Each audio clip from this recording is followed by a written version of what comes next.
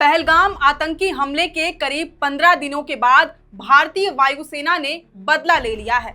Indian air force ने मंगलवार 6 मई की आधी रात तकरीबन 1 से 1:30 बजे के बीच पाकिस्तान और पाकिस्तान के कब्जे वाले कश्मीर यानी पीओके में एयर स्ट्राइक की है।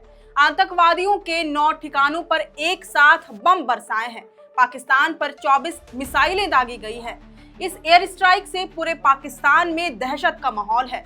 इसे एक सोची समझी रणनीति के तहत अंजाम दिया गया, जिसका नाम रखा गया ऑपरेशन सिंदूर। ये नाम उन महिलाओं को समर्पित है जिनके पतियों की पहलगाम में 22 अप्रैल को आतंकियों ने बेरहमी से हत्या कर दी और उनके माथे का सिंदूर उजाड़ दिया था।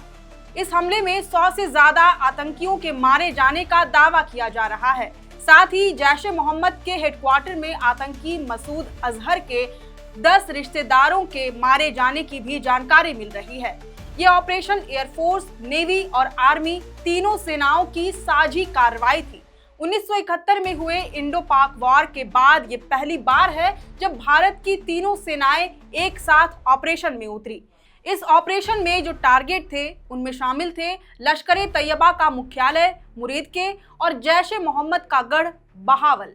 ये दोनों संगठन भारत में दर्जनों आतंकी हमलों में शामिल रहे हैं, जिनमें मुंबई हमला और पुलवामा जैसी घटनाएं शामिल हैं।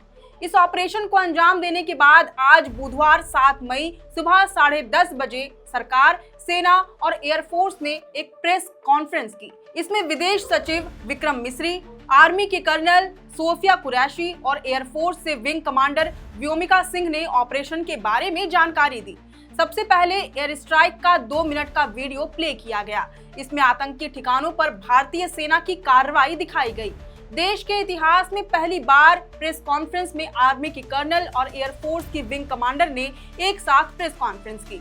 कर्नल सोफिया कुरैशी और विंग कमांडर व्योमिका सिंह ने बताया कि बीती रात 1:05 से 1:30 बजे के बीच ऑपरेशन हुआ। 25 मिनट में पाकिस्तान और पीओके में 9 टारगेट पहचाने गए थे। इन्हें हमने तबाह कर दिया। Launch pad, training centres target किए गए। पहलगाम में निर्दयता से जिन निर्दोष पर्यटकों को मारा गया, उसके लिए इस ऑपरेशन को अंजाम दिया गया। पाकिस्तान में 3 दशकों से आतंकवादियों का निर्माण हो रहा है। हमले के बाद भी ये तथ्य सामने आए हैं। प्रेस कॉन्फ्रेंस के दौरान कर्नल सोफिया कुरैशी ने जानकारी दी कि इस एयर स्ट्राइक के दौरान निर्दोष लोगों, आमजनों और प्रतिष्ठानों को नुकसान नहीं पहुंचाया गया। वहीं विदेश सचिव विक्रम मिस्री ने पहलगाम आतंकी हमले पर शोक व्यक्त किया। उन्होंने कहा कि पहलगाम कायरतापूर्ण हमला था। इसमें परिवार के सामने लोगों की हत्या की गई, सिर में गोली मारी गई। बचे हुए लोगों से कहा गया कि वे इस हमले का संदेश अपनी सरकार तक पहुंचाएं।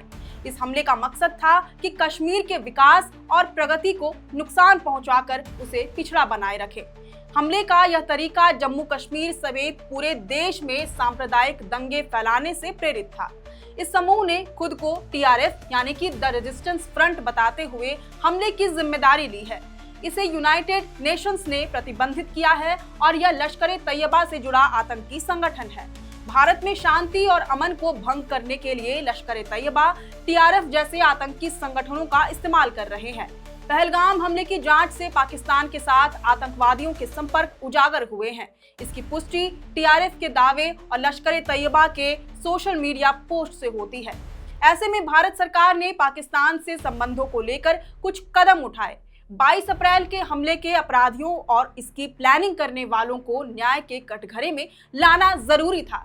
इस दौरान विदेश सचिव विक्रम मिस्री ने एयर स्ट्राइक के पीछे की वजहें भी बताई। उन्होंने कहा कि पाकिस्तान स्थित आतंकी ठिकानों के बारे में हमें सूचना मिली थी कि वे और हमले कर सकते हैं। हमने इन्हें रोकने के लिए अपने अधिकारों का इस्तेमाल किया।